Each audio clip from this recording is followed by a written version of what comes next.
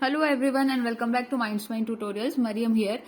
मैंने स्टूडेंट्स अगर आपने ध्यान दिया होगा इथोलॉजी की जो प्लेलिस्ट है एनिमल बिहेवियर एंड न्यूरोफिजियोलॉजी के नाम से, या इथोलॉजी की प्लेलिस्ट अगर आप चेक करेंगे तो वहां पर बायोलॉजिकल क्लॉक टॉपिक या बायोलॉजिकल रिद्म टॉपिक ऑलरेडी पढ़ा रखा है। बायोलॉजिकल रिद्म में बेसिकली जो मैंने उस पेपर के लिए स्पेशली प्लेलिस्ट तैयार की थी, उसमें circadian, circa annual rhythm, orientation, navigation, migration of fishes, turtles and birds, इन सारी चीजों को इंक्लूड करना था। वहां पर आपने देखा होगा अगर ध्यान से, तो ये कहीं ना कहीं बायोलॉजिकल रिदम में टॉपिक्स आते हैं। लेकिन काफी स्टूडेंट्स का ये कहना है कि जो इथोलॉजी की प्लेलिस्ट में जब मैंने उसको वहां ऐड करा है तो वो सिर्फ जूलॉजी को ही एक्सप्लेन कर रहा है, वहां बॉटनी के पॉइंट्स उन्हें ज्यादा प्रॉपरली नहीं मिल पाए। हालांकि मैं आपको यहाँ पर क्लियर कर दूं कि बायोलॉजिकल रिदम होती क्या है, वो दोनों ही जूलॉजी बॉटनी स्टूडेंट्स के लिए सेम ही डेफिनेशंस यूज होती है, सेम ही एग्जांपल्स आते हैं। पर फिर भी अगर ऐसा लग रहा है कि बॉटनी स्टूडेंट्स को कहीं लग रहा है कि वो जूलॉजी की तरफ ज्यादा बायस्ड है लेक्चर, तो हम यहाँ पर थोड़ा सा आज फिर से बायोलॉजिकल क्लॉक को यहाँ पर पढ़ेंगे और प्लांट्स के स्पेशल तौर पर देखते हुए बात करेंगे।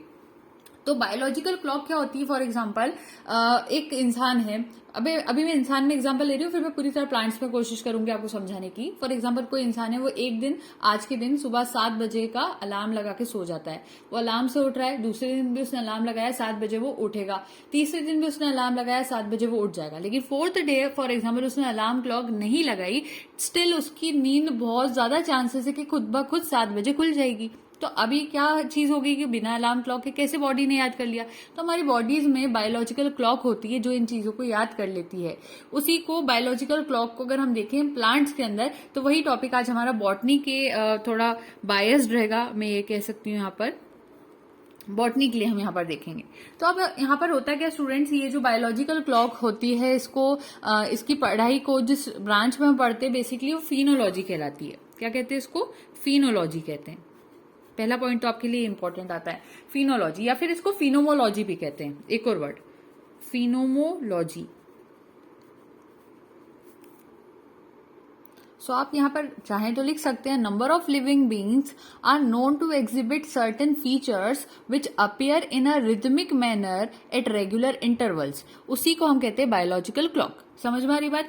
अगर आप समझे कि एक काम हो रहा है, ऑक्सीजन को रिलीज कर रहे हैं, CO2 को इनहेल कर रहे हैं, प्लांट्स में ये चीज होती है, तो ये जो प्रोसेस होती है इसके बीच का जो टाइम गैप रहता है उसको क्या कहते हैं? उसको कहते हैं रिदम।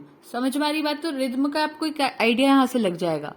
तो फॉर एग्जाम्पल ये तो एक साइकिल हो गई, अभी तो ये एक साइकिल हुई, मैंने यहाँ रिदम वर्ड यूज करा, और प्रॉपर वे में यहाँ पर इसको रिदम नहीं कहना चाहिए हमको, और मैं थोड़ा प्रॉपर कहती हूँ। फिर एक और बार ये साइकिल हुई, CO2 का इनहेल हुआ और ऑक्सीजन का एक्सहेल हुआ, ये सेकेंड साइकिल हुई।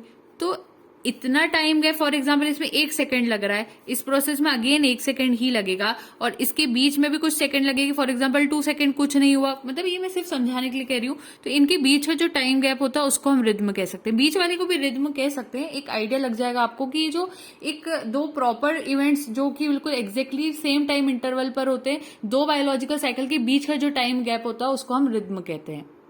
और कभी कभी रिदम का दूसरा वर्ड जो यूज किया जाता है उसको कहते हैं पीरियोडिज्म।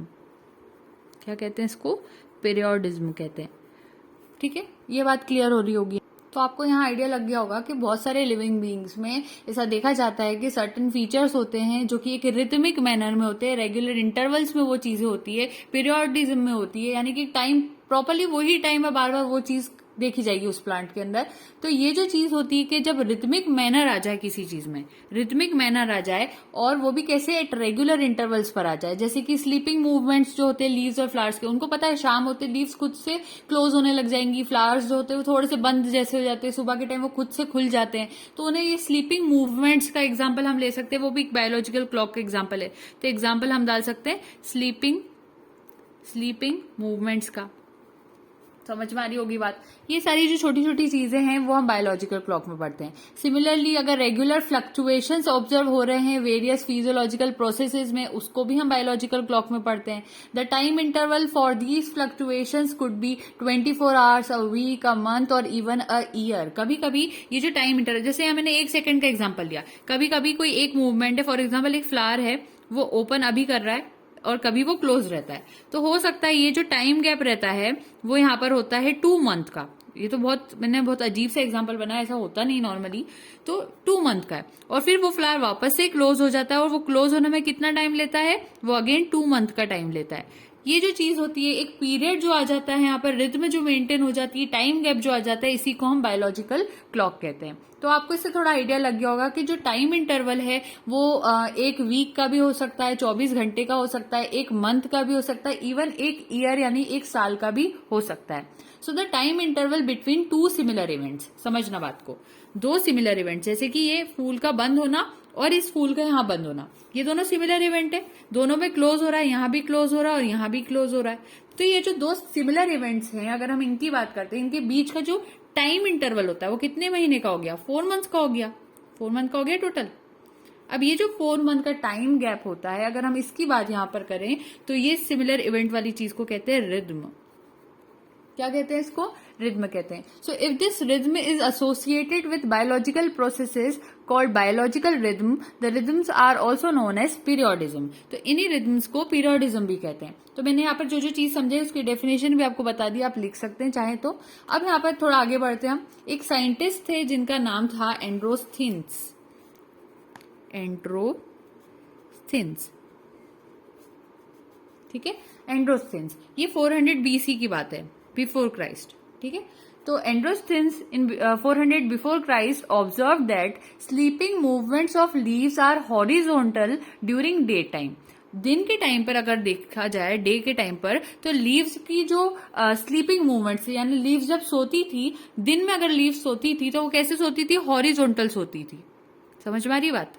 और वही leaves become vertical during the midnight.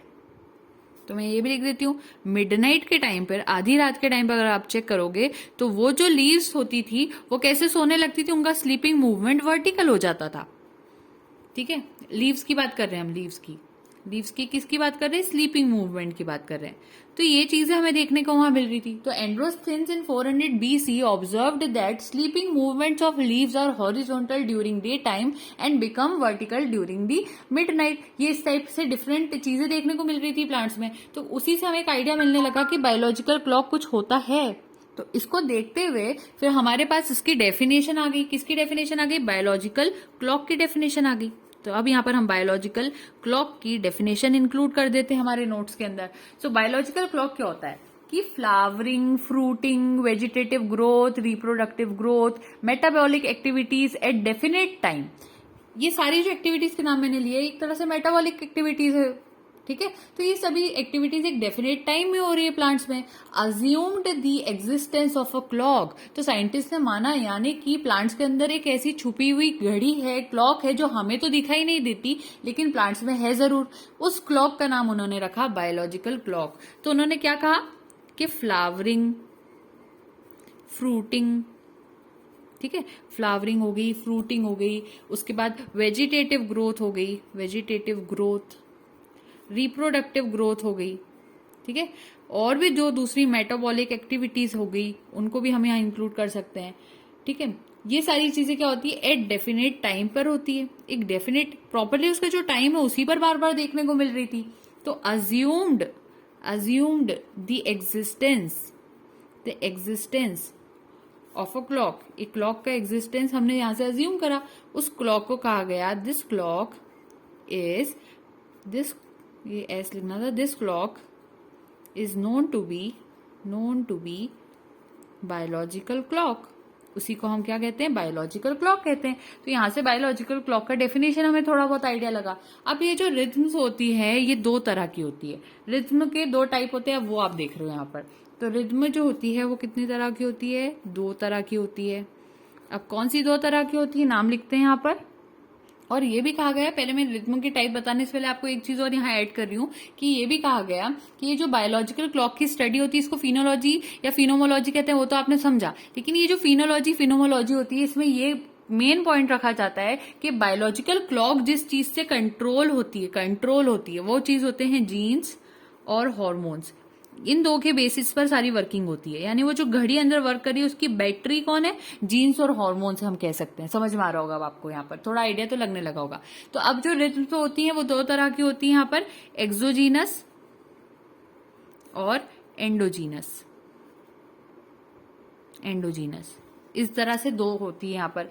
Exogenous rhythm ऐसी रिदम होती है, these rhythms are regulated by various environmental factors. Exo word आ गया, आप इससे समझ लेना बाहर। तो ये जो मतलब रिदम्स होगी, ये जो मतलब कहना चाहिए कंट्रोल करने वाली चीजें होंगी रिदम्स। आप समझ रहे हो ना आप रिदम क्या होता है? रिदम का मतलब ये होता है कि दो एक जैसे इवेंट्स अगर हो रहे हैं तो उसके बीच का जो टाइम गैप होता है, ये दो एक जैसे इवेंट्स हो रहे हैं इसके बीच का जो टाइम गैप है उसको एक रिदम हम कहते थे यहाँ पर।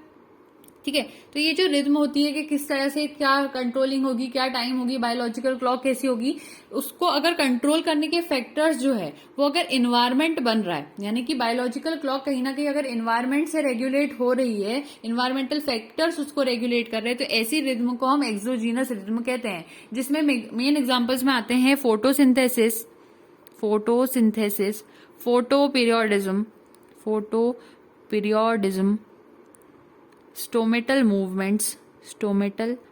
मूवमेंट्स, ये सारी चीजें हम इसमें एग्जाम्पल के तौर पर देखते हैं। तो यहाँ पर एक्सोजीनस में सिंपली हमें बस एक ही चीज याद रखनी है, जो कि याद रखने के लिए इंपॉर्टेंट है, कि ये रेगुलेट होती है, रेगुलेटेड बाय इन्वायरमेंटल फैक्टर्स इसको रेगुलेट करते हैं, इसलिए इसका नाम होता है एक्सोजीनस रिदम। इतना सफिशिएंट रहेगा। उसी तरह से एंडोजीनस रिदम यानी एंडो से अंदर की वर्ड को हम याद कर सकते हैं। So these rhythms are in response to an internal clock. अगर इंटरनल क्लॉक ही उसको वहां पर रिस्पॉन्स को देखते हुए काम कर रही है तो उसको हम कहते हैं एंडोजिनस रिदम, जिसके अंदर एग्जांपल आता है स्लीपिंग मूवमेंट्स का। ये जो प्लांट सोते हैं और उठते हैं जिस टाइम पे उनकी लीव्स और फ्लावर्स क्लोज होते हैं, ओपन होते हैं, ये जो चीज होती है स्लीपिंग मूवमेंट आप उसको कह सकते हो। तो ये प्लांट्स के अंदर से उनको ये चीज समझ में आती है।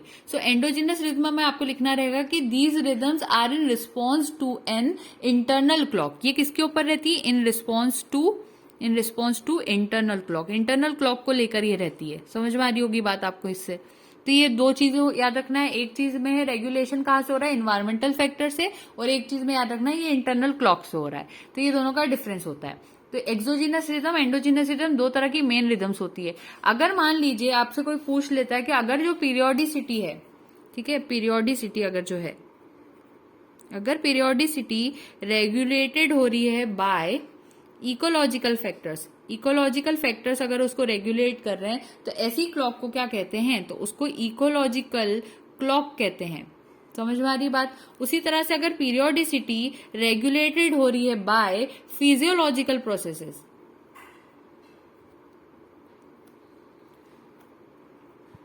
तो उसको कहते हैं फिजियोलॉजिकल क्लॉक। तो अब हम आगे बढ़ते हैं। क्या हो रहा है यहाँ पर कि according to the length of the period they are termed as. ये जो रिदम होती है इसकी लेंथ के बेसिस पर अगर हम बात करें, जैसे मैंने बताया आपको कि कभी एक मंथ की हो सकती है, कभी एक वीक की हो सकती है, कभी 24 आवर्स की हो सकती है, अलग अलग टाइम पीरियड वहां पर हो सकते हैं। So according to the length of the period, ठीक है, कितने टाइम गैप में कोई यहाँ पर एक्टिविटी हो रही है, रिदम एक्ट कर रही है, लेंथ ऑफ द पीरियड, अगर हम उसके बेसिस पे बात करें तो ये जो रिदम्स होती है उसके टाइप्स क्या हो सकते हैं। लेंथ ऑफ द पीरियड के बेसिस पे रिदम के टाइप्स देख रहे हैं। अब रिदम टाइप्स, अभी आपने एक देखा ऊपर, मैंने आपको रिदम के भी टाइप बताया, एक्सोजीनस, एंडोजीनस, वो फैक्टर्स के बेसिस पर टाइप देख रहे थे हम। अब अगर हम पीरियड के बेसिस पर यानी लेंथ ऑफ द पीरियड के बेसिस पर यहाँ पर देखेंगे तो रिदम्स कितनी तरह की होती है। उसमें पहली आती है सर्काडियन रिदम। ये बहुत इंपॉर्टेंट होती है स्टूडेंट्स, सबसे ज्यादा इसी पर क्वेश्चन डायरेक्टली पूछे जाते हैं। सर्काडियन रिदम क्या होती है, ये क्वेश्चन आता है। तो अगर आप इसको समझेंगे, इसका दूसरा नाम पहले आपको और बता देते हैं हम यहाँ पर कि वो होता है डायअर्नल रिदम। इसका दूसरा नाम क्या होता है? डायअर्नल रिदम होता है। तो ये जो रिदम होती है नॉर्मली कहा जाता है कि इसका जो पीरियड होता है वो 24 आवर्स का होता है। 24 घंटे का टाइम पीरियड अगर हो रहा है किसी एक पर्टिकुलर इवेंट के, सेम दूसरी बार वही पर्टिकुलर इवेंट जब तक होगा उसके बीच का जो टाइम गैप होता है वो 24 आवर्स अगर है तो उस रिदम को हम सर्काडियन या फिर डायअर्नल रिदम कहते हैं। फॉर एग्जाम्पल, कोई प्लांट की लीव्स हैं वो अभी रात के टाइम पर खुलती है या फिर सोती है, हम बात कर लेते हैं, और दूसरे दिन अगेन वो सोएगी रात के ही टाइम पर। तो एक दिन का जो टाइम पीरियड है वहां से लेकर हम लीव्स के सोने की एक्टिविटी को दूसरे दिन की तरफ, तो इस बीच में जो टाइम गैप है वो 24 आवर्स की आ गई। तो उस रिदम को हम कहेंगे कि अभी इस वक्त ये जो लीव्स है ये कौन सी रिदम फॉलो कर रही है? सर्काडियन रिदम को फॉलो कर रही है या फिर डायअर्नल रिदम को फॉलो कर रही है, उसका नाम हो गया। तो सबसे पहले आपका टाइम गैप जो होता है होता है वो आपको इंपॉर्टेंट रहता है कि उसको आपको लर्न यहाँ पर करना रहता है। तो बहुत सारे ऐसे डायर्नल ऑर्गेनिजम्स होते हैं। इसको डायर्नल क्यों कहा गया कि नॉर्मली जो ऑर्गेनिजम्स दिन के वक्त एक्टिव होते हैं, सुबह के टाइम एक्टिव होते हैं, उनको हम कहते हैं डायर्नल। और जो एनिमल्स या ऑर्गेनिजम्स रात के टाइम पर एक्टिव होते हैं हम उनको कहते हैं नॉक्टर्नल एनिमल। जैसे कि कहा जाता है कि लायंस, टाइगर्स, कैट्स, ये सारे जो ऑर्गेनिजम्स है ये नॉक्टर्नल एनिमल्स है। तो है जूलॉजी का एग्जाम्पल, लेकिन इससे आप समझ लेंगे बात को कि वो लोग रात के टाइम पे ही जागते हैं और दिन के टाइम पे सोना प्रेफर करते हैं। तो ऐसे ऑर्गेनिजम्स को हम कहते हैं कि वो नॉक्टर्नल है। उसी तरह से डायर्नल के अंदर हमें ये याद रखना होता है कि ऐसे ऑर्गेनिजम्स होते हैं जो कि दिन के वक्त एक्टिव होते हैं, इसीलिए हम यहाँ पर रिद्म का वर्ड यूज कर रहे हैं, डायर्नल रिद्म। तो यहाँ पर क्या होता है, बहुत सारे ऐसे ऑर्गेनिज्म जो कि दिन के टाइम एक्टिव होते हैं वो मतलब सिर्फ लाइट फेज को ही ज्यादा अच्छे से समझ पाते हैं। तो मैं यहाँ लिख देती हूँ उस बात को। तो मैंने यहाँ लिख दिया कि डायर्नल ऐसे ऑर्गेनिजम्स होते हैं जो कि लाइट फेज में एक्टिव होते हैं और नॉक्टर्नल ऐसे एनिमल्स होते हैं जो कि डार्क फेज में एक्टिव होते हैं। तो ये एक का डिफरेंस हो गया। अब यहाँ पर सर्काडियन रिदम, डायर्नल रिदम के एग्जांपल्स की बात करते हैं। जो फ्लावर्स होते हैं, जैसे एक फ्लावर होता है डॉग रोज, और जो चिकरी के प्लांट्स होते हैं, पॉपी के सीड्स की अगर आप बात करो, उनके प्लांट्स होते हैं। ये रोज 4 से लेकर 5 बजे सुबह जो होती है, 4 से 5 सुबह की टाइम जो होता है, एएम का जो टाइम रहता है, उस वक्त ये फ्लावर्स जो रहते हैं ये ओपन करते हैं। तो आपको ये याद होना चाहिए कि अब देखिए रोज सुबह 4 से 5 जब बजेगी, 4 to 5 AM जब होगी, तभी ये फ्लावर्स क्या करेंगे, ये ओपन करेंगे। तो आज के दिन फॉर एग्जाम्पल आज डेट है फर्स्ट ऑफ अक्टूबर हम कह सकते हैं। फॉर एग्जाम्पल आज डेट है, आज नहीं है 1 अक्टूबर, पर समझ लेते हैं 1 अक्टूबर आज डेट है। तो 1 अक्टूबर की सुबह 4 से 5 बजे ये फ्लावर्स ओपन करेंगे।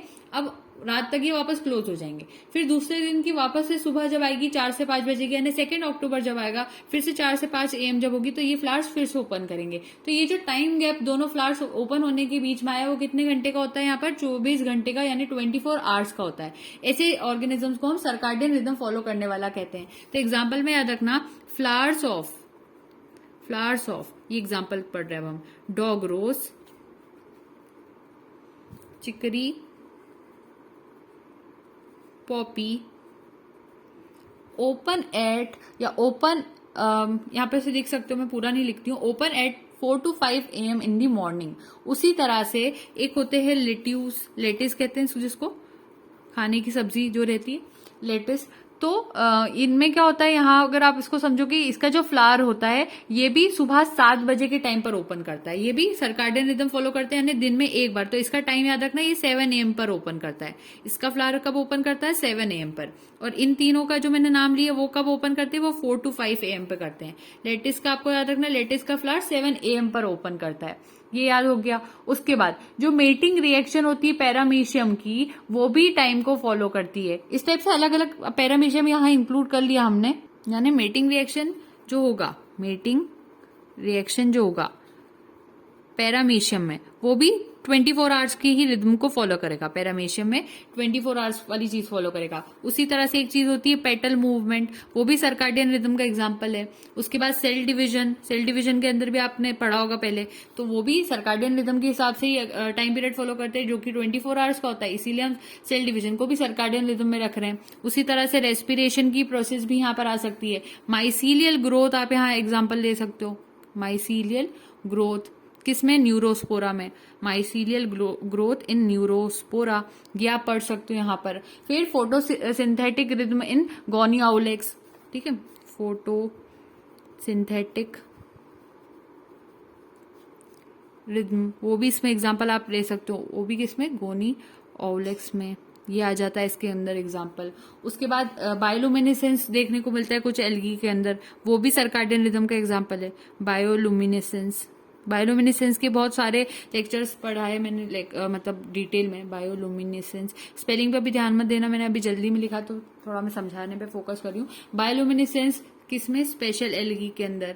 स्पेशल एल्गी, ये स्पीशीज नहीं लिखा है, स्पेशल लिखा है। स्पेशल एल्गी के अंदर जैसे कि गोनियोलेक्स पॉलीडरा, मराइन एल्गी जो होती है, डायनोफ्लैजिलेट जो होते हैं, ये सभी भी बायोलुमिनेसेंस शो करते हैं।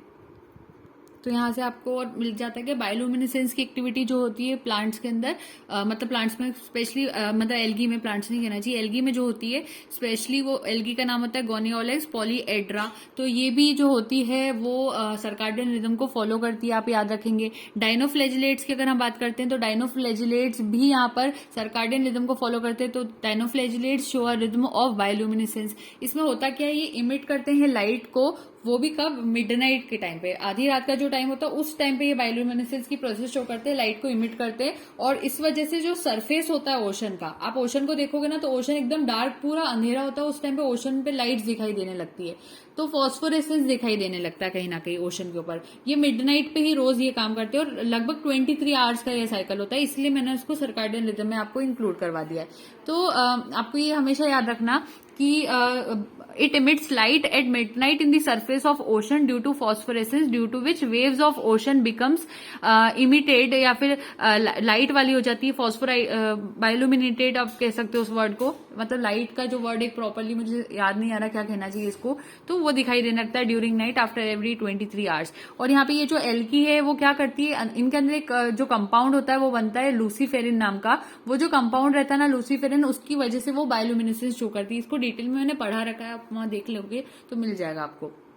और लूसीफेरिन के लिए जो एंजाइम वहां पर रहता है वो लूसीफेरेज होता है। ये सारी चीजें आप समझते हैं पहले से। तो ये कुछ चीजें थी जो कि सर्काडियन रिदम के एग्जाम्पल में आती है। अब जैसे मैंने आपको बताया कि बायोलॉजिकल क्लॉक के अंदर या बायोलॉजिकल रिदम्स जब हम पढ़ते हैं तो इसके अंदर जो हार्मोन्स और जीन्स होता है इनका बहुत ज्यादा रोल प्ले देखने को मिलता है। जीन्स, अब यहाँ पर अगर हम बात कर रहे थे, अगर हमने सर्काडियन रिदम, डायर्नल रिदम को स्टार्ट किया था तो उसके अंदर जीन्स का काम भी आएगा। तो अब यहाँ जो 3 जीन्स बहुत इंपॉर्टेंट रहते हैं सर्काडियन रिदम के लिए, मैं सर्काडियन रिदम के लिए बता रही हूँ आपको। हाँ, ये याद रखना, मैंने अभी किसके लिए बताया आपको, ये चीज सर्काडियन रिदम के लिए बताई है, ठीक है। तो सर्काडियन रिदम के लिए जो जीन्स यहाँ पर वर्क करते हैं वो 3 बहुत इंपॉर्टेंट जीन्स होते हैं, जिनमें पहला होता है LHY, CCA1 और TOC1, ठीक है। ये 3 रहते हैं, ये 1 है, ये आई जैसा दिखाई नहीं दे रहा हो आपको तो मैं लिख देती हूँ यहाँ पर। तो ये 3 तरह के जीन्स यहाँ पर बहुत इंपॉर्टेंट रहते हैं। तो ये जीन्स के बारे में भी और डिटेल बता रही हूँ। यहाँ पर मैंने एक डायग्राम बनाया, डायग्राम देख आपको डरना नहीं, पहले तो समझना है LHY, CCA1 और TOC1, ये तीनों चीजों का यूज करने वाली हूँ मैं। अब समझते हैं एक करके, समझ ध्यान से देना कि समझ में आने वाली बात ये है कि जो TOC1 होता है ना वो नाइट टाइम के अंदर आप देखोगे, रात के वक्त देखोगे तो ये इसका काम ज्यादा TOC1 का रात के टाइम होता है, नाइट के टाइम पे होता है। वहीं अगर आप बात करते हो LHY और CCA1 की, मैंने थोड़ा डायग्राम हौश-पौश बनाया, आप उसको ठीक बाद में बना लेना, समझ लीजिए अब बात को। LHY और CCA1 की अगर मैं बात करूं तो ये मॉर्निंग के टाइम पे, यानी कि डे के टाइम पे, मॉर्निंग नहीं कहना चाहिए बल्कि डे कहना चाहिए, डे के टाइम पे ज्यादा अच्छा एक्ट करता है। सुबह ही सुबह के वक्त की बात नहीं हो रही, दोपहर के वक्त की बात हो रही। तो दोपहर के टाइम पे ज्यादा अच्छा काम कौन करता है, LHY और CCA1 करते हैं, और TOC1 नाइट के टाइम पे ज्यादा अच्छा करता है। एक बात तो ये समझ में आ गई हमें यहाँ से। अब होता क्या है कि यहाँ पर जो लाइट होती है, ये जो लाइट होती है ना, ये और ये जो ऊपर TOC1 था, रात के टाइम पे TOC1 था प्रेजेंट, तो लाइट और जो TOC1 होते हैं ये दोनों मिलकर क्या करते हैं, मैं यहाँ लिख देती हूँ, लाइट और जो TOC1 होता है, TOC1, ये दोनों एक्सप्रेस करवाते हैं, ठीक है। शुरुआत यहीं से हो रही है, ये दोनों क्या करते हैं, एक्सप्रेस करवाते हैं। किसको एक्सप्रेस करवाते हैं, LHY को एंड CCA1 को एट डॉन।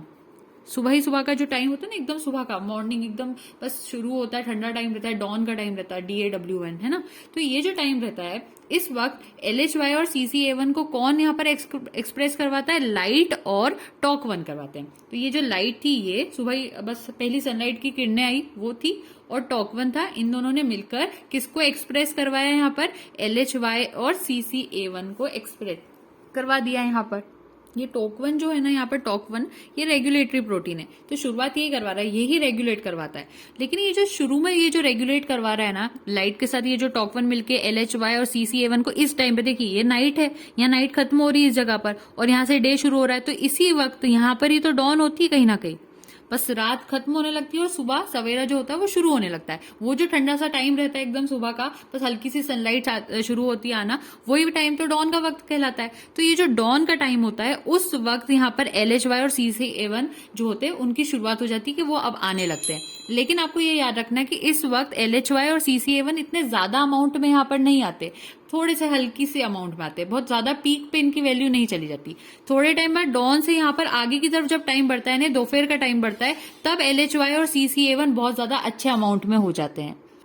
तो एक अर्ली मॉर्निंग टाइम में LH/CCA CCA1 जो होते हैं वो थोड़े कम रहते हैं। दोपहर में यानी आफ्टरनून के टाइम पे वो हाई पीक वैल्यू पे हो जाते हैं, अच्छा अमाउंट हो जाता है, क्योंकि डे टाइम हो गया, अच्छा डे टाइम आ गया आफ्टरनून पे, तो LH/CCA1 अच्छे हो जाते हैं। इवनिंग के टाइम पे अगर आप इन्हीं LH/CCA1 को देखोगे तो अगेन इनका अमाउंट थोड़ा सा कम हो जाएगा। तो बेस्ट टाइम LH/CCA और CCA1 को देखने का होता है आफ्टरनून का। फिर क्या होगा, यहां से इस स्टेज तक आए, आफ्टरनून का टाइम हुआ, तो अब ये LH/Y और CCA1 ये दोनों मिलकर क्या करेंगे, ये दोनों लाइट हार्वेस्टिंग कॉम्प्लेक्स भी बनाते हैं। तो ये लाइट हार्वेस्टिंग कॉम्प्लेक्स प्लस और कुछ और थोड़े और मॉर्निंग जीन्स होते हैं जिनके नाम अभी मैं आपको यहाँ नहीं बता रही हूँ, उन मॉर्निंग जीन्स के साथ मिलकर इसी TOC1 को रिप्रेस कर देते हैं। तो अब आपको ये याद रखना है कि बाद में LH/Y और CCA1 ही जो होते हैं रिप्रेस TOC1 इन डे, दिन के वक्त वो उसको रिप्रेस कर देते, क्योंकि हल्का फुल्का TOC1 अभी यहाँ पर था, तो इन्होंने देखा कि अब जैसे LH/Y CCA1 यहाँ पर इतने स्ट्रांग नहीं थे अर्ली मॉर्निंग में, आफ्टरनून में जैसे ही स्ट्रांग होने लगेंगे दूसरे मॉर्निंग जीन के साथ यहाँ पर ग्रुप बनाकर TOC1 को रिप्रेस कर देंगे, यानी कि TOC1 उनके लिए हेल्प करने वाला एजेंट था, उसी को उन्होंने यहाँ पर सप्रेस कर दिया, रिप्रेस कर दिया, ये समझना है। तो LH/Y CCA1 यहाँ पर TOC1 को कम कर देते हैं, और फिर बाद में आगे क्या हो रहा है ये प्रोसेस ध्यान से देखना। तो अब इस टाइम पे जैसे ही इन्होंने CCA1 और LH/Y ने TOC1 को डिक्रीज करवाया, तो TOC1 इस टाइम पर यहाँ पर TOC1 देखोगे तो कम होने लगता है, लेकिन अब ये जो डे है वो नाइट में बदलने लगा, इवनिंग शुरू होने लगी, तो TOC1 अब क्या करता है, फिर से थोड़ा बहुत रहता है, वो पहले तो बहुत डिक्लाइन हो जाता है, लेकिन अब TOC1 के टाइम क्या आ रहा है, नाइट का टाइम आ रहा है, तो नाइट के टाइम पर मैंने शुरू में बताया तो TOC1 ज्यादा अच्छा वर्क करता है, तो TOC1 और कुछ दूसरे इवनिंग जीन यहाँ पर आ जाते हैं, और ये दोनों मिलकर अब LH/Y और CCA1 को कम करने लगते हैं थोड़ा बहुत, और फिर यहां से कम करके वो नाइट के अंदर एंटर करते हैं। तो नाइट में TOC1 सबसे ज्यादा अच्छे से वर्क करता है, और डे के टाइम पे LH/Y और CCA1 अच्छे से वर्क करते हैं। तो ये साइकिल कंप्लीट हो गई। Circadian rhythms are driven by an internal timing system regulated at the transcriptional level that give rise to gene networks that oscillate with in a 24-hour cycle. With in these networks are clock genes that control rhythms in physiology. And वो जो jeans उनको देख लेना है यहाँ से, TOC1, LH/Y gene, CCA1 gene, इनके नाम है आपके सामने। तो इससे आपको समझ में आ गया होगा, TOC1 gene timing of cab expression 1, LH/Y gene late elongated hypocotyl gene, CCA1 gene circadian clock associated 1, ये इनके फुल फॉर्म हो गए। The genes encoding chlorophyll A-B binding proteins यानी CAB genes provide molecular markers for these regulatory pathways. CCA1 gene encoders a MYB related transcription factors involved in the phytochrome induction of light harvesting chlorophyll A-B protein LHCB gene. यहाँ पे जो मैंने LHCB gene का नाम लिया था उसके बारे में भी मैंने यहाँ पर बता दिया। तो सर्काडियन रिदम के बारे में आज हमने जो समझा वो ये था कि various metabolic activity belongs to high activity and low activity phases with regular periodicity of about 24 hours in plants as well as in animals. These rhythmic changes referred as circadian rhythms that elapses यानी कि पास करता है between successive peaks and troughs in the cycle. कभी तो एकदम ऊपर जाने लगता है तो चेंज होता है, मतलब पीक्स और ट्रोज आप समझते हैं। Persist in absence of external controlling factors. It is considered to be endogenous changes governed by internal pacemaker called oscillator coupled with variety of physiological changes. ये भी आपको पता होना चाहिए कि जो सर्काडियन रिदम होती है इसको कहा जाता है कि ये एंडोजीनस होती है, यानी कि ये प्लांट्स की बॉडी के अंदर से ही रेगुलेट होती है, ये एनवायरमेंट पे डिपेंडेंट नहीं होती।